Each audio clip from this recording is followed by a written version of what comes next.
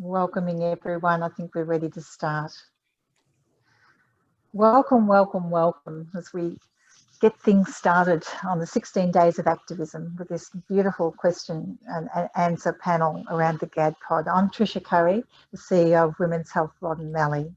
And before we go any further, I would like to acknowledge the country on which we meet today. Women's Health Loddon Mallee acknowledges the traditional custodians of the land on which we work and provide our services. We pay our respect to the elders, past and present, and acknowledge their ongoing living cultures and contributions that they make to the life of this region. We recognise the strength and the resilience of all Aboriginal and Torres Strait Islander peoples, especially the women, and express our hope for reconciliation and justice. Always was and always will be. We'd also like to acknowledge the women and children who have died through violence. May we be the change they needed us to be. Just to let you know that we are recording the session today, but it's only the panellists who will be filmed. Today we're celebrating the commencement of the 16 days of activism, and we begin with the International Day for the Elimination of Violence Against Women. The 10 days will run fast and furious with lots of events happening throughout the region and will end with International Human Rights Day on the 10th of December. This day highlights that violence against women is a fundamental violation of human rights. Women's Health Loddon Mallee are really happy to launch our 2020 program for the 16 days of activism with this collaboration and Q&A panel. This 16 Days of Activism event is a panel exploring the work of the Gender and Disaster Pod. Disasters are ever present in Australia. Bushfires are an annual occurrence and a threat to health, well-being and the environment. The effect of disasters on women, men and people with diverse gender and sexual identities is long-lasting and harmful.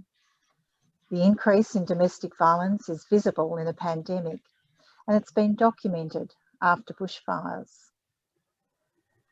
This panel of very preeminent specialists, just so delighted to have them together, will explore a wide range of topics relating to gender expectations and the impacts during the bushfires and COVID-19. The panellists will explore the ways that we're able to call out gendered norms and stereotypes, including violence against women and LGBTI people within the planning, responding and recovery phases of disasters in Victoria.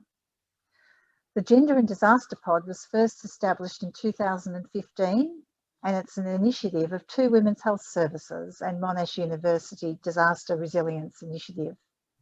One of these Women's Health Services is Women's Health in the North, and I'm pleased to pass on to Helen, the CEO of Women's Health in the North, to facilitate this session and introduce us to our panellists.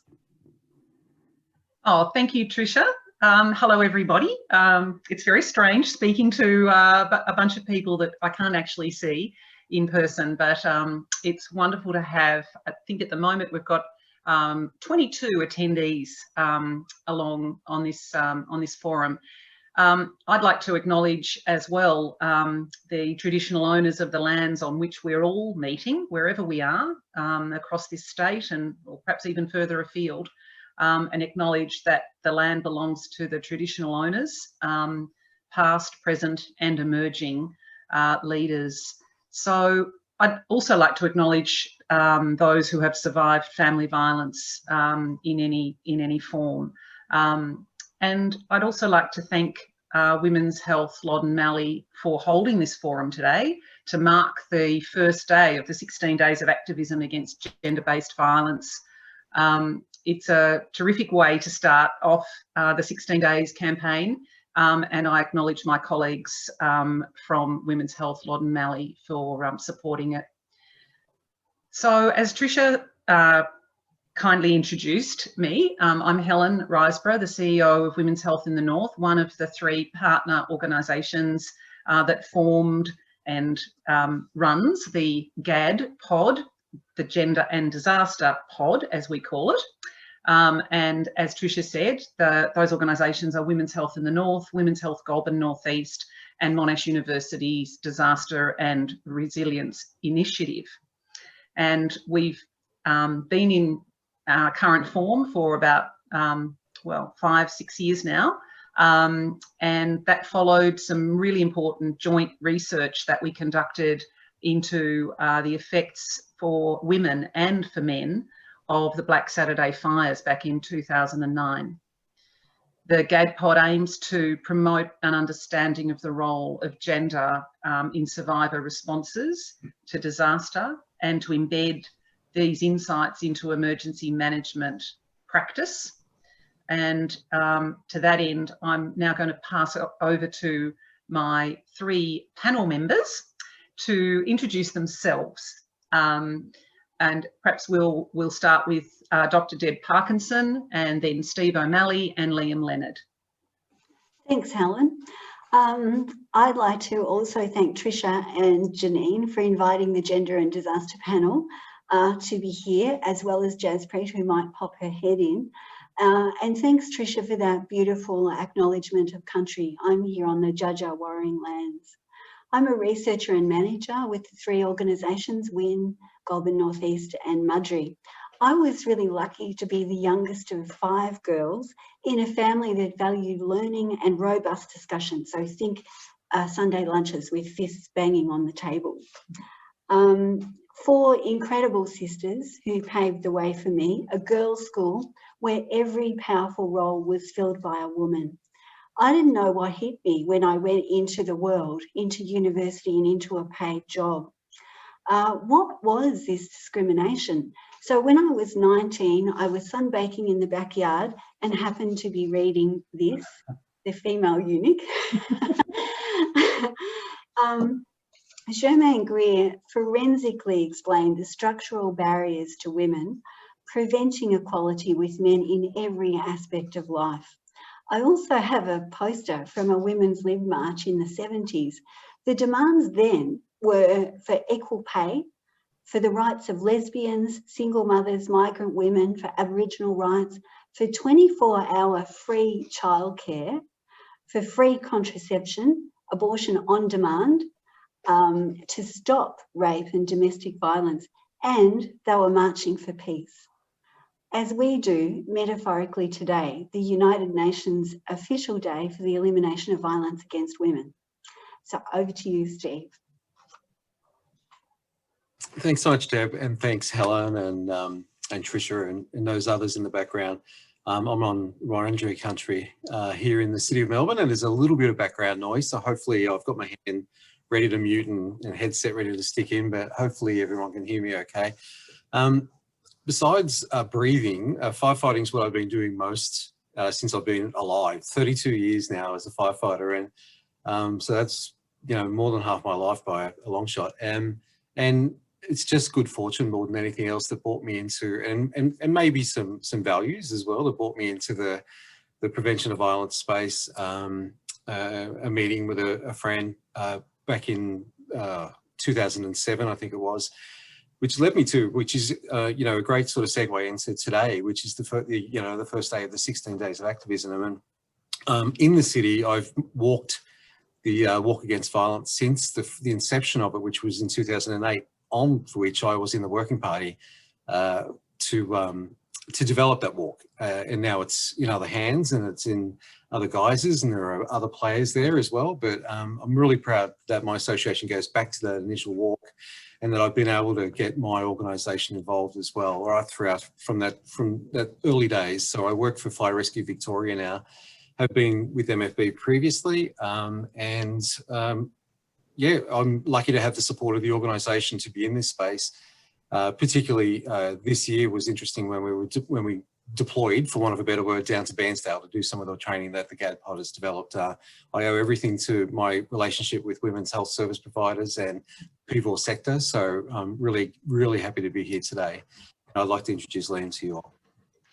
Hello, I'd like to acknowledge the Wurundjeri people of the Kulin Nations. That's the land I'm sitting on in Collingwood, and I'd like to say hello and thank you to Trish and Helen and to Deb for the introduction. I'm Liam Leonard. I used to describe myself, and some people will find it objectionable, as a raving homosexual, but that's when I was the token gay man 10 or 15 years ago when I was working on anything related to LGBTIQ+. Here in this capacity, I'm really working with the GAD-POD as an LGBTIQ researcher, an advocate, and as a policy nerd. I was previously the director of Gay and Lesbian Health Victoria, which is now Rainbow Health. I set up and ran the world's first ever LGBTIQ accreditation service called the Rainbow Tick. I managed Safe Schools when it was a Victorian program. And we've developed, as part of that, a whole range of training packages and policy documents. My work with the GAD-POD started with Deb about 4 years ago when we did a project for the Department of Premier and Cabinet looking at LGBTIQ+ people's experiences of disaster. And more recently, I've worked with the entire team to update and revamp training packages around sexuality and gender and the intersection of the two for women, men and LGBTIQ+ people in disasters. And very recently, Deb and I have been working on projects to do with COVID-19 funded by Respect Victoria. One looking at the impacts of COVID-19 restrictions on the primary prevention workforce, and the second looking at the impacts of COVID-19 on LGBTIQ+ intimate relationships. So thank you. Thank you, the three panellists, for introducing yourselves. That was terrific. I'm going to start off with we've got some pre-prepared questions, but we've also got time near to the end of our hour together today to ask the floor, so to speak, via our chat function. If any of you would like to register any questions, we'll kick off with, I think, 4 questions to the panel, but then there'll be room and time at the end for questions from the floor. But suffice to say, we've also taken these questions from people who've been responding to RSVPing to the forum today. So really pleased to be kicking off this first question, and I'm going to throw it over to Deb to start off with. The GAD-POD has been in the forefront of developing gender and disaster research in Australia. And I'm wondering, what do we know now about gender in disaster preparedness, response and recovery? Deb. Yeah, so first of all, I want to say that we're really lucky to be informed by Our Watch and Respect Victoria in relation to what drives violence against women. So a lot of our conversation might seem to be quite general and not specifically about violence, but it's certainly about the prevention of violence against women. The other kind of disclaimer I'd like to make is a lot of what I will talk about is binary. And we've had some criticism about, for example, our postcards on gendered fire planning, that it's too binary. There's a real genuine reason for that. That's because that's where stringent gendered expectations of men and of women, the roles they play, and they're socially constructed. As Liam mentioned, you know, we've done research with LGBTIQA+ people's experience in emergencies, and Liam will convey that much better than I will.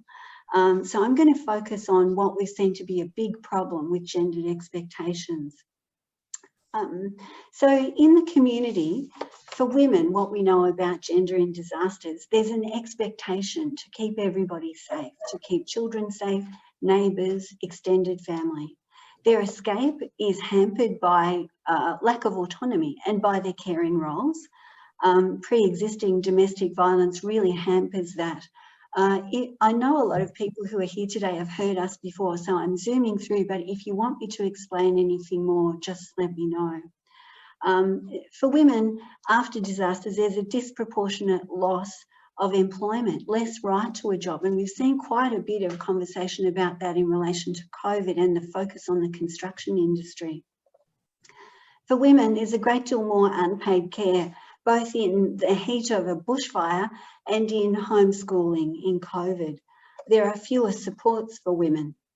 In the community, for men are judged, you know, how well do they fulfill that protector and provider role, even if it was Black Saturday or Black Summer, where it was a completely unrealistic expectation. For men, anger is far more acceptable than tears. They were not talking of the disaster, instead having angry outbursts. There were sexist environments, men getting together, drinking. Harmful behaviours of men, not only to people around them, but to themselves. High rates of suicide for men. Reluctance to seek help. That's because of this really difficult situation men are in, where to be that, you know, ideal hegemonic male, you don't need help. You're strong, you're stoic, so you don't ask for help. As well as the community, we have also been looking at the emergency management sector. So men and women who are involved, for example, in the CFA, the MFB, DELP, places like that. There are career penalties for men. So I completely understand why men don't say that they want to see a psychologist. They're not going to be allowed back on that truck if they say that. I will give one example. We interviewed a man in a remote area of Victoria who was a CFA, senior in the CFA, had a number of roles within that. He tried speaking, you know, through the normal channels of help through CFA, got nowhere with it. In the end, he called Lifeline. Midnight that night, there's a knock on his door. He lives in a tiny remote town, and here's the local police officer saying, "Are you all right?" And that's the last thing he needed. He said, "I will never do that again." So we need to attend to really supporting men who have these expectations, and really we need to diminish the expectations. In addition to that, for women in the emergency, there's also the heroism narrative for men. It wasn't enough for men to, you know, perhaps get their families safe into the city, to work alongside the woman if there was a woman in the family. That wasn't enough. They had to be on the back of the truck, or, you know, why weren't you here in this community? And not only that, why weren't you a hero in this community? For women, what happened, and for LGBTI people, there's marginalisation within the emergency management services. There's exclusion from opportunities. There's violence sometimes, and there's harassment often. The gender schema takes a 50-year setback. You know, journalists are sent out to find sooty heroes, women with babes in arms. Everywhere we see men in authority in uniforms, or, you know, 3 men up at the podium talking about COVID. Women reverting to primary carer at the expense of careers in the case of COVID. The pink recession we've heard a lot about. There's the tyranny of the urgent, you know, pulling back these really hard-won rights of minority groups that happens in disasters. So I might pass over to you, Steve.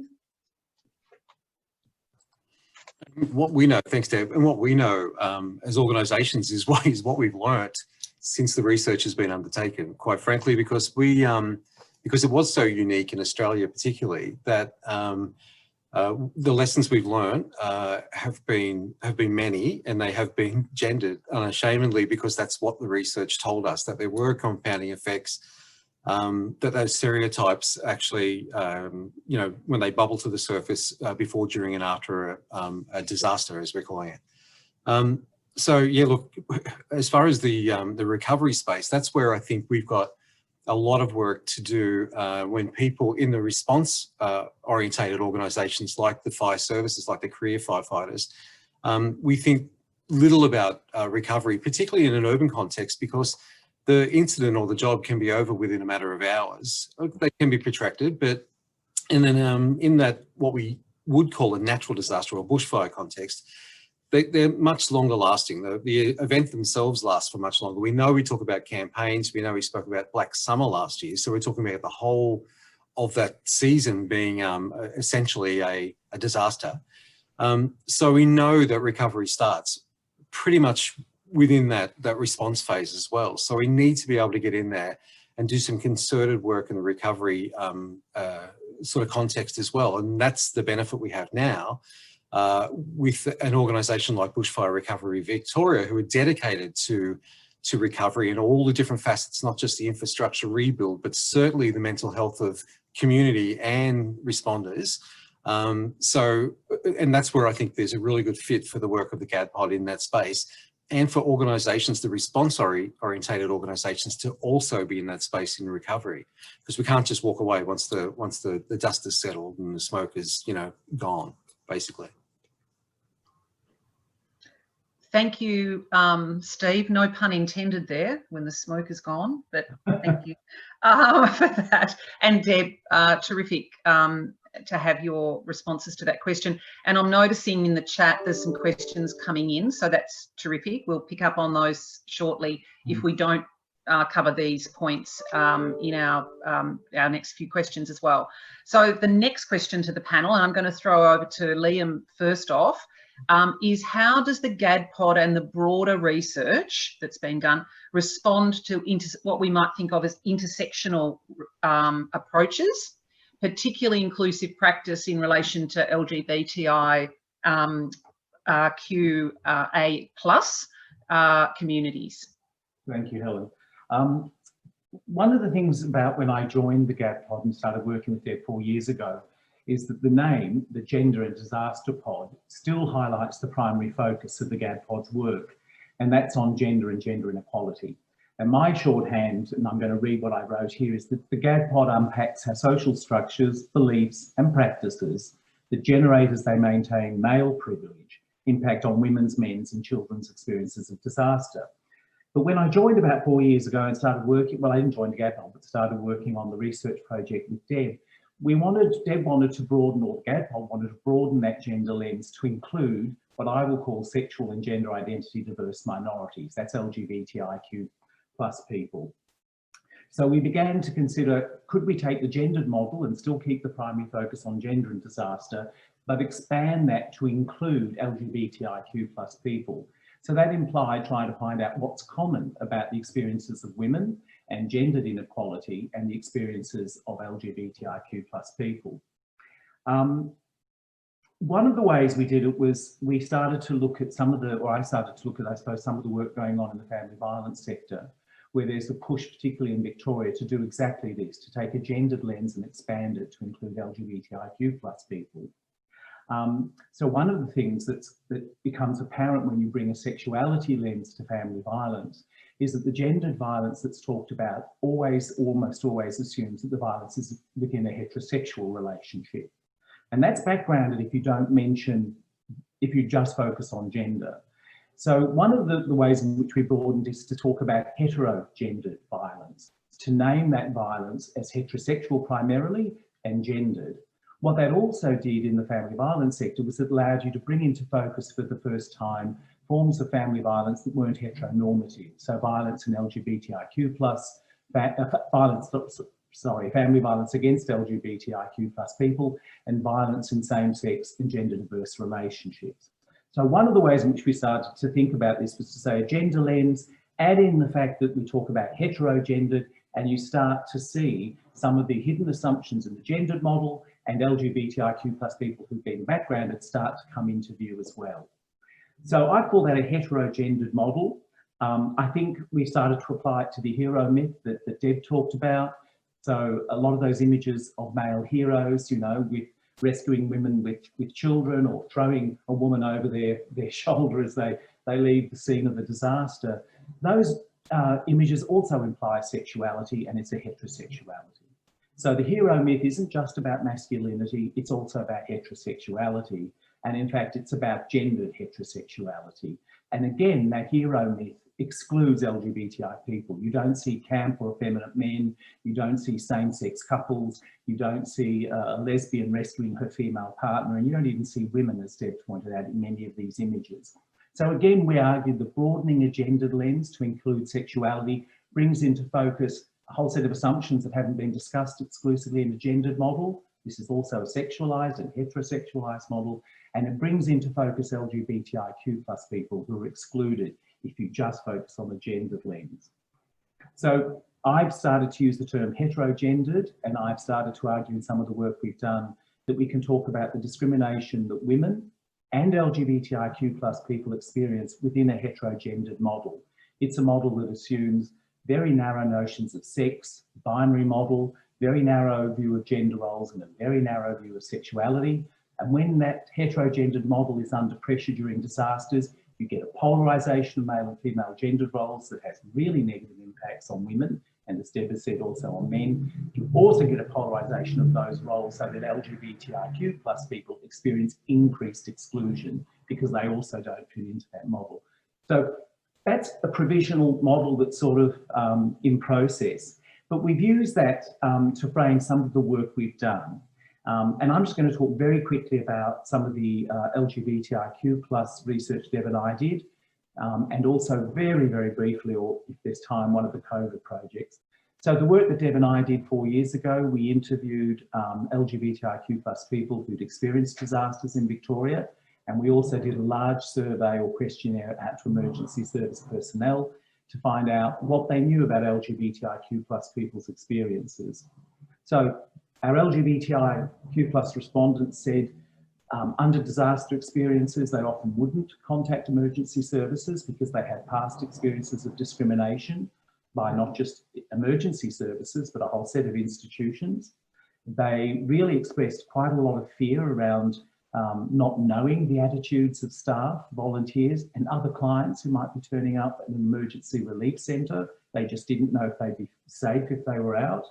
They had a great fear of being outed, which, as Deb said, you know, in rural and regional centres was really at fever pitch during disasters. They had to make a whole lot of decisions about, will I come out to this person, won't I? What are the longer term effects in my community of people knowing and didn't know when the disaster goes? They talked about loss of safe spaces and LGBTI community supports. And a number of our respondents talked about problems with faith-based service delivery. Some had very good experiences, some had very bad experiences, but their point was, in Victoria, you can discriminate as a religious service if the service, if catering or responding to the needs of a minority group contravene to religious beliefs. So of course, a number of LGBTI respondents said they just didn't know what sort of response they get from a faith-based service, whether they would exercise that right to discriminate or not. Emergency service personnel, 90% believe that LGBTI people had exactly the same needs as everybody else.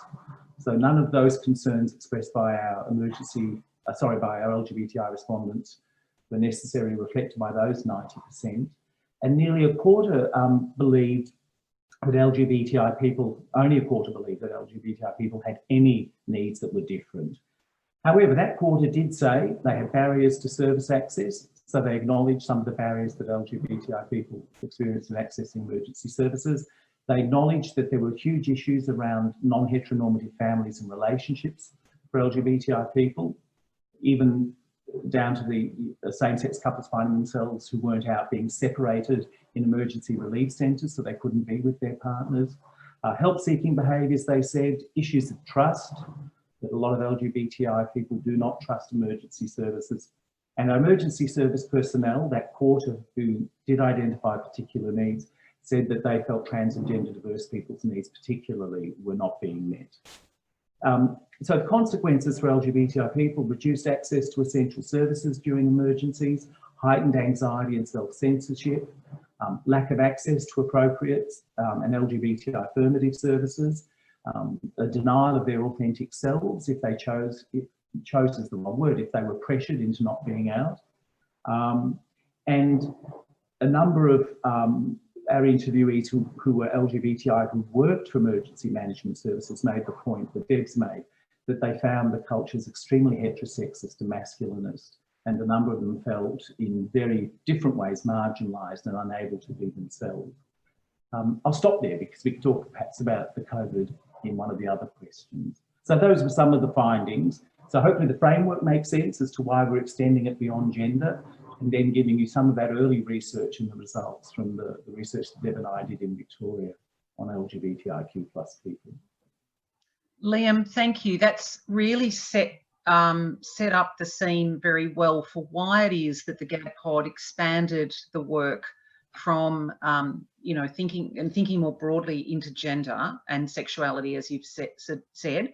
And we've been very lucky to have you come on board with the work to really expand the theoretical and and the practice, the link between the theory and the practice in relation to our an intersectional approach to this. Thank you. That's really helped us and broadened our understandings over time, but hopefully just even in your answering that question, it's broadened the thinking of the people who are attending the forum. Steve or Deb, do either of you want to add anything to that, or will I move on to our next question? Just opening it up to you two around intersectionality more broadly. Can I say one more thing then? Just please. in one sense, I think Deb and I initially talked about sexual and gender diverse identities as intersectional with gender. So it was like that. We've moved to a more broader common framework, but I should say, particularly in the work we did with COVID, we've then taken an intersectional lens. And I know that's true of Deb's work, but with the COVID projects, we've looked very closely at how other LGBTIQ plus people and women who are part of other minority and marginal groups are experiencing multiple forms of discrimination, and sometimes as a consequence, increased levels of discrimination during COVID. And in the two research papers, I think we looked specifically at rurality, location, ethnicity, race, disability, and age.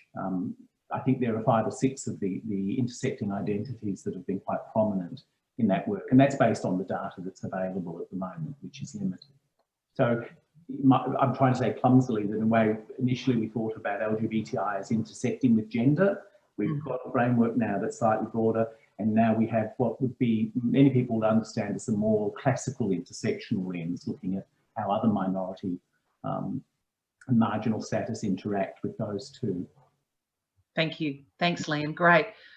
Deb, did you want to say something more?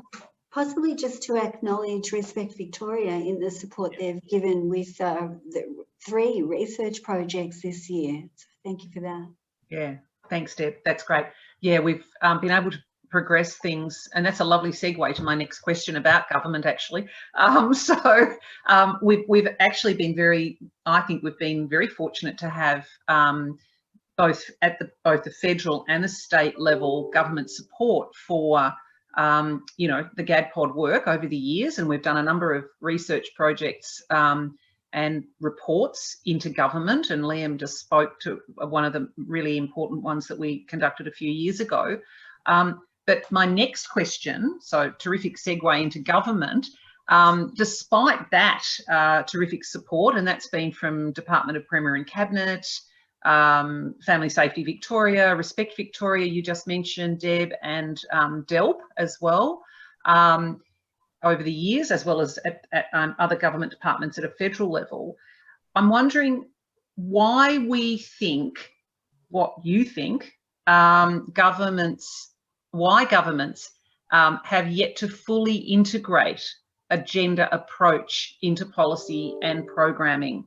So we have commitment, various levels of commitment, sometimes to fund various pieces of work, including research, as I mentioned. But what is it that stops governments properly integrating the issue of gender and that approach into everything that they do? I'm going to go to Deb first and then Steve for that one. Okay, thanks, Helen. So there's certainly been attempts, and as you mentioned, Helen, lots of funding from various sources, also federally and sometimes in partnership with Emergency Management Victoria. So the NDRGS, the Natural Disaster Grants Resilience Scheme, and NEMP, National Emergency Management Projects, both federal in partnership with states. So over the first probably 5 or 6 years, we had almost $1 million of funding come in for those projects. They haven't been enthusiastically taken up, and it's not for the quality. They've been commended, they've been launched by ministers, for example. For example, the GEM guidelines, Gender and Emergency Management Guidelines, are accepted by ANZEM, Australian New Zealand Emergency Management Committee, at a very high level. But they haven't been taken up, they haven't been promoted really through federal government sources. I think partly that's explained by turnover of leadership. We've had some fantastic advocates like Joe Buffoni, like Adam Fennessy, but they move on to different positions. And certainly that's happened where new people come into those really senior roles and they don't understand gender. They say, don't talk about gender, we've got an emergency to deal with. So we take 6 steps backwards. There have been other attempts like having people who understand the importance of this work in key roles like AIDA, the Australian Institute for Disaster Resilience, has allowed us to have information in 3 emergency management manuals of Victoria, information about gender, about family violence and about LGBTI people. But it's hard to gauge what the impact of having that there is. So first, potentially the good news is that there's been a Royal Commission into the Black Summer bushfires released a couple of weeks ago, and it has a recommendation. And it says, including addressing social needs such as legal assistance, domestic violence and environmental recovery. So there's one recommendation we might be able to use to progress this. So why haven't they fully implemented it? I think it goes to political will. There's an enormous amount to lose for men. I remember, Steve, Liam, you would remember, we used to have this whiteboard exercise where you had men and women, you know, what have they got to gain if there was gender equality? And there's lots for women, nothing for men. Same with what have you got to lose? So for men, there's an enormous amount to lose, not for women. So that goes for both individuals and for society. Think of individuals, think of that iconic firefighter. Look at Steve. You know, you have that image of the firefighter up the ladder, woman over the shoulder, climbing down, saving her. How does that continue when women can be effective firefighters? When there's a gay man or a trans person who's an effective firefighter, what does that do to our sense of masculinity? I always say this, but I think it's really important for everybody to understand what happens. Milton Friedman, 1962, says disaster offers a window of opportunity for change. It can be regressive or it can be progressive, but consistently it's regressive for people who are minorities. It's really, what it does is reinstate patriarchy. And you can see that working. You know, once you understand that, you can see it happening. And I think it's really incumbent upon all of us to do that, you know, to keep our eyes open to what's happening and to say, no, okay, you've passed these temporary rules because it's an emergency, it's been declared an emergency, but that has to change after the emergency. And in reality, if we had proper planning beforehand, those kind of, you know, one-off things wouldn't need to change. You would have women represented equally. You would have LGBTI people, Aboriginal people. You would have all the different groups that make up our society represented on planning, recovery and reconstruction groups. But that's, and when I say that, I don't mean a biological woman. I mean women who understand gender and are there to progress the rights of women generally. And I'm just going to say, you can see evidence of this kind of shift back to patriarchy. Women are blamed for calling out men's violence against them. We heard that over and over in 2009 to 11, and for the past 10 years we've heard it. At a formal level, the Victorian Equal Opportunity and Human Rights Commission conducted an inquiry into bullying and harassment, and that's been quashed by the United Firefighters Union at a High Court level. Nobody has seen that. Professor Caroline Taylor wrote a review into the CFA and how women were treated within that. That hasn't seen the light of day. She's been punished for that. There's currently an Ambulance Victoria inquiry about the treatment of women. The federal government, everyone would have heard Rachel Miller, and what's happened to her. It's not Alan Tudge who's been punished for that. She turned up for her first day at her new job and was told, oh, maybe it's not the right time, go away. So women lose out and men are continually reinstated back into those positions of power and privilege. Thanks. Thanks, Deb. Steve, do you want to add to that? Yeah, look, the only thing I'll really add to that is that if we were at that, the level that we should be at, there wouldn't be need for a gender equality commission. So I think next year, and given the fact that we've got a commissioner, and given the fact that there's some concerted government oversight into how organisations do their gender inclusion and their diversity inclusion more generally, there's going to be some accountabilities tied in with that, surely. I'm looking at reports now. So the male champions of change in the emergency and fire category. There's a new report which is going beyond it's the right thing to do. So the case has been made. The case has been made over and over again. There's been some great insights, the research from Victoria University and Celeste's Young team and the Bushfire Natural Hazard CRC. So the case has been made. We know that it's better for organisations to do some concerted diversity and inclusion work. It's just a matter about how concerted they get with their project. And we'll talk a little bit about that in the next question, I'm sure, in how they actually do that. And it's not just for getting more women in, because that won't solve anything, because we've seen what's happened at ambulance when they have better than parity almost in their frontline operational staff.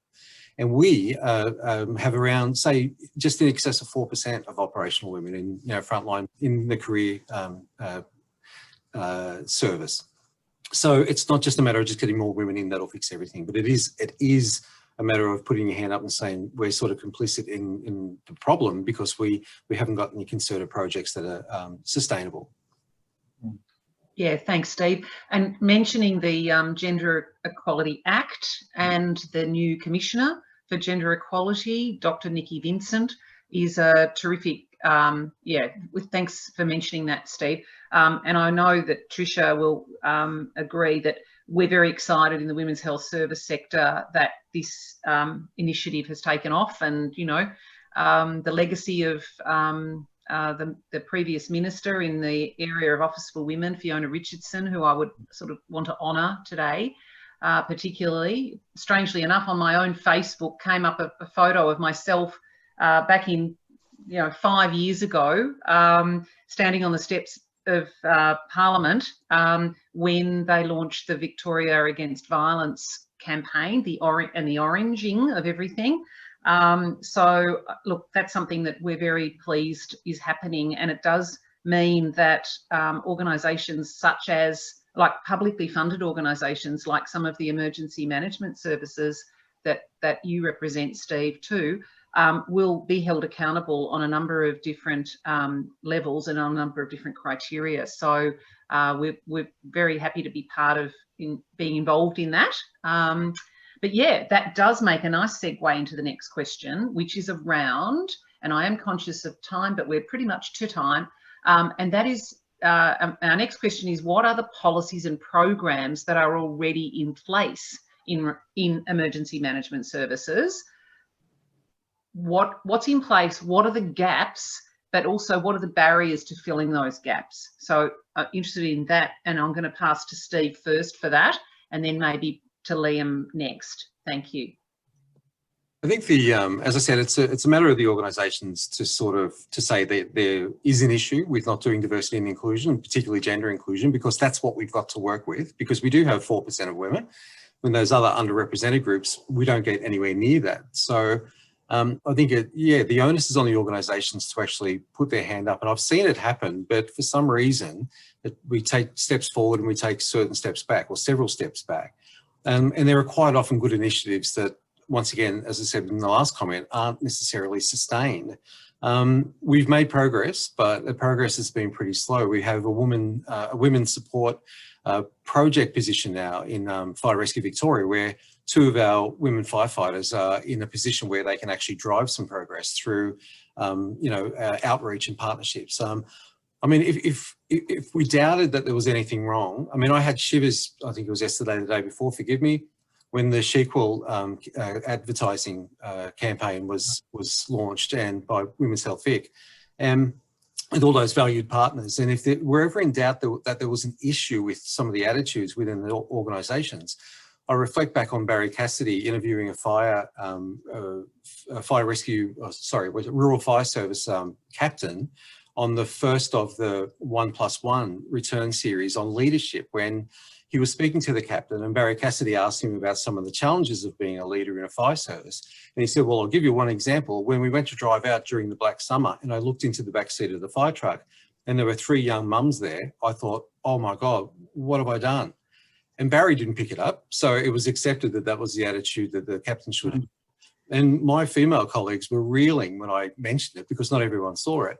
But not once have I ever heard 3 young dads challenged as not being able to do a job. So there's still attitudinal stuff out there that is writ large in advertising and the way we actually pitch what we do as part of our core function, when a lot of what we do now is emergency medical response. Because we do prevention pretty well, as in emergency prevention.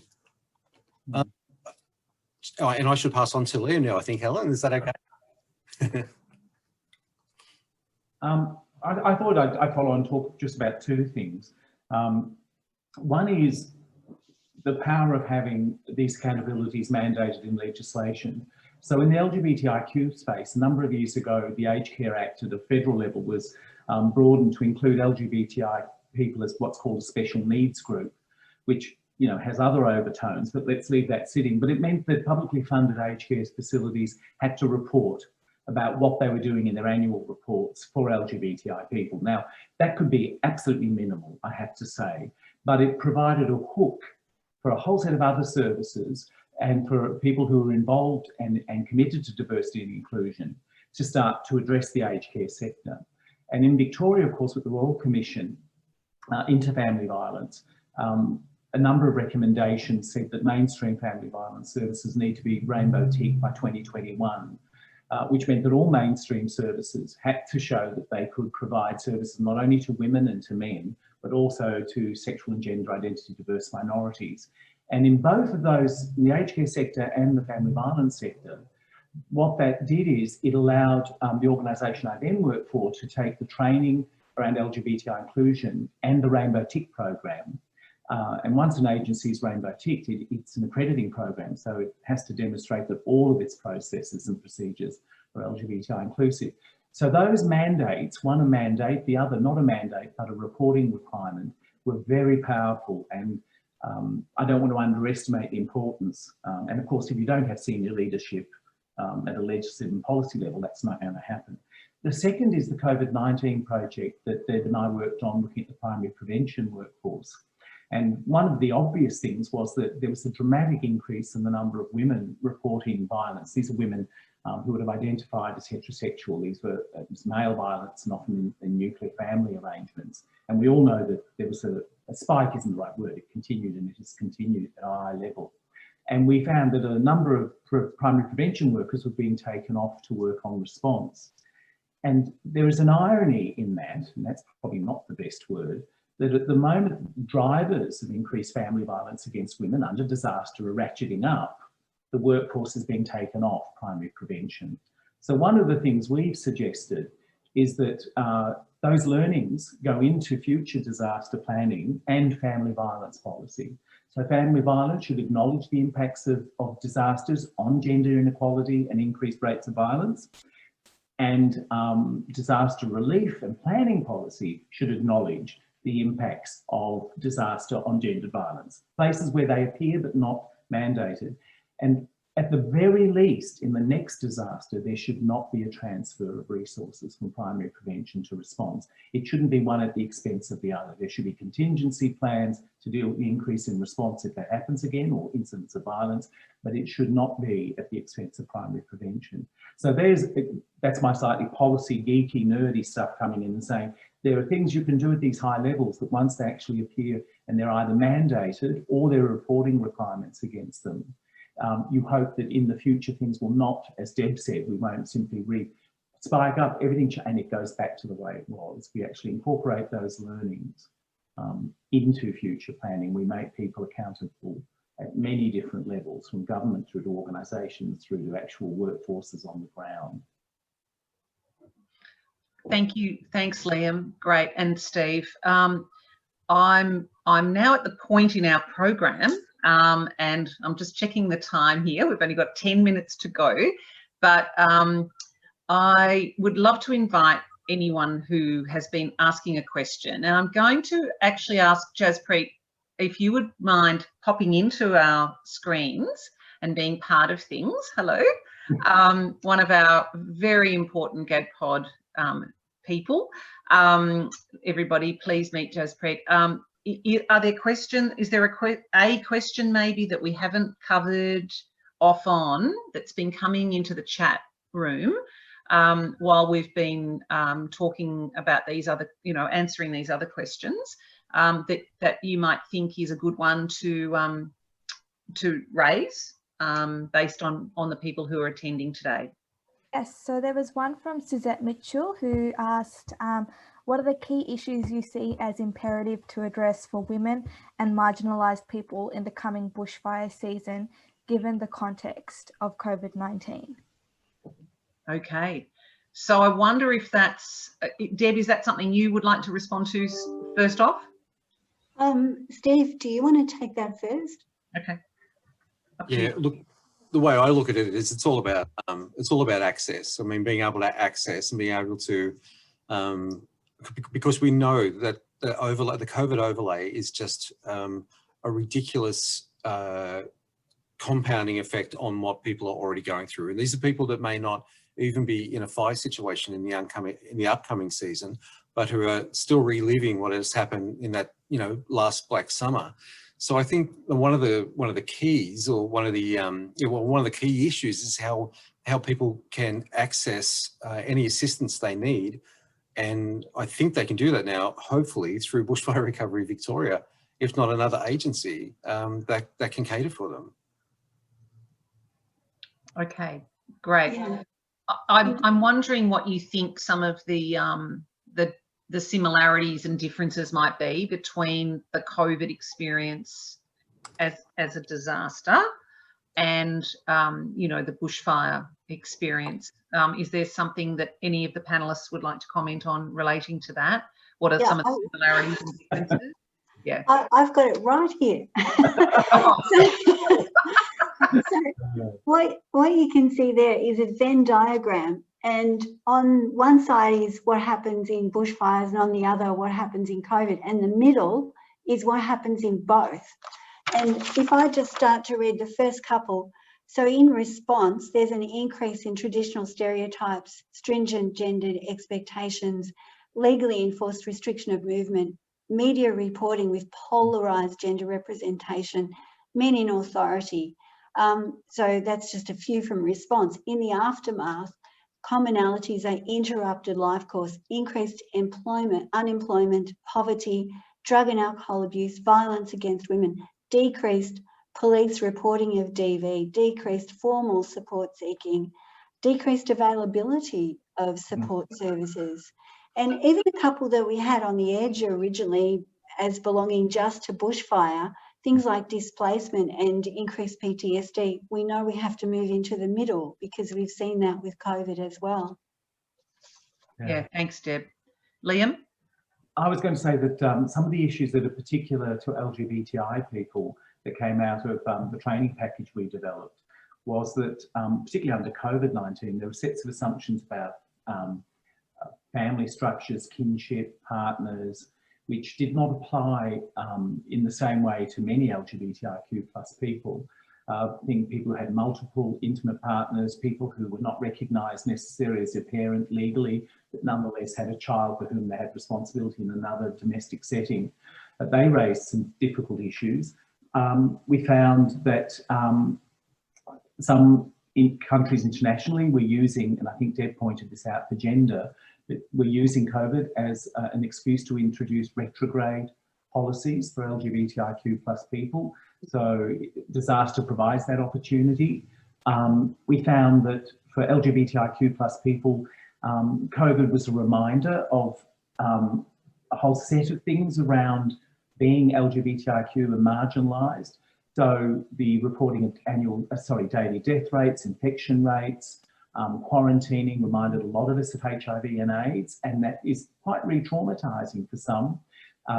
The notion of police approaching people in public spaces if they were, doing anything problematic, for many, particularly gay men, but I think for many trans people and for many lesbian and bisexual women, that activated a really poor relationship that our community had with police.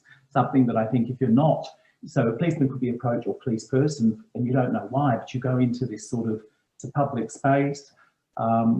So I call that trauma and the weight of history that is quite unique.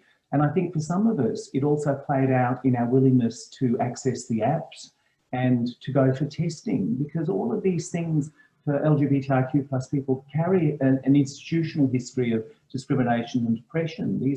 We were tested, we were monitored, not for our own benefit, but often as an increased form of policing. So I think there are a number of things we can learn about how to deal with marginal groups and to make services more sensitive to their particular needs under pandemics, under other disasters. And I think that might be answering another question.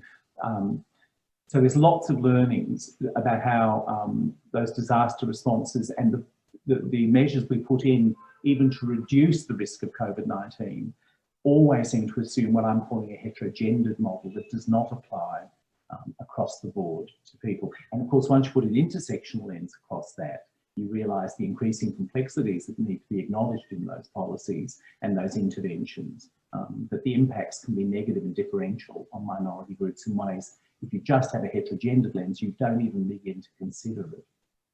Liam, can I add what you taught me as well, that in disasters, well, I know that it's a lot of religious organisations who are given massive government contracts to do the evacuation centres and the recovery, and they have an exemption under the Equal Opportunity Act.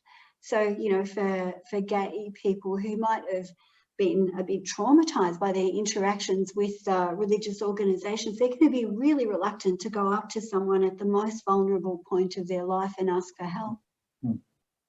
Yes, and the current religious discrimination bill actually broadens the basis on which religious organisations can discriminate against not just LGBTIQ plus people, but a number of other minorities, which I find quite frightening, but that's a personal comment. Well, and equally frightening is the legislation that is currently with the Victorian government about preventing women and people who've been victims of sexual violence of speaking out about their own experience. That is, like we've always spoken about the silencing of women, this takes it to a whole new level if it's legislated. Thank you. Yes, indeed. Jaspreet, are there any other questions that you can see from the floor, so to speak? Otherwise, I think we have learnt so much today. Sorry, you're saying no, there aren't? Okay. No, there aren't, no. Fantastic, thank you. Yeah, I feel like we've just learnt so much from our panel, and I'm hoping that attendees have really, benefited and feel like they're moved to action as well around what we're doing. I mean, one of the things that I did want to promote a little bit is that we are going to be holding well, it's really a second conference based on something that we ran back in 2018. We're going to try and do a different sort of conference next year, which is going to involve maybe a series of forums, not a traditional conference style of thing, but maybe some online forums that we're trying to, we're just wanting to spread more of the good knowledge and understandings of the GADPod. And by perhaps we're talking April, May next year, a series of forums that we're going to be calling a conference around gender and disaster. We want to encourage anyone who's attending today to keep in contact with us. The GADPod has a regular communique and a website, so people can obviously link into the work that we're doing on an everyday basis. I would really love, and so that's something I would really like to promote. As well as that, I would just like to make a few final remarks before finishing off. And that's to say that even though I know we've been talking about the fact that, inequalities and inequities are often exacerbated during and after disaster, I suppose I'd like to end on a little bit of an optimistic note, or maybe thinking into the fact that the COVID pandemic as a disaster is and provides us with some opportunities, and to say that as a call to action, some of the things that might be, you know, possible from your perspective might be that our understanding of power and privilege is very important in this context. That searching for commonality with marginalised groups is also something that I think we need to think into, and I think Liam's given us some really good insights into that today. I think one of the things that Deb often talks about is the idea that, you know, governments often are propelled by the tyranny of the urgent, as we talk about, Deb, and that I think we need to oppose that. Governments are often pushing through that, and are trying to. Often that will increase inequality and entrenches patriarchy. So to think about that idea, I think work to slow the effects of climate change. It would be remiss if I didn't mention the effects of climate change on what is happening in relation to the disaster context. So I think if we can think about into that some more would be incredible. And also, I guess at a very obvious point is to stand up for the rights of women and children, and for their safety, and so that women and children will live free from violence on every day, not just through the 16 days of activism, but every day activism. So I guess that's my final message. I would just like to reiterate a thanks, firstly to our panel of Deb, Steve and Liam, to the behind scenes people, the wonderful people from Women's Health, Loddon Malley, and Jaspreet from our GADPod as well, and to Trisha and her team generally for the opportunity to hold this forum. I think it's been wonderful to be part of it, and I thank you very much for the opportunity. Thank you.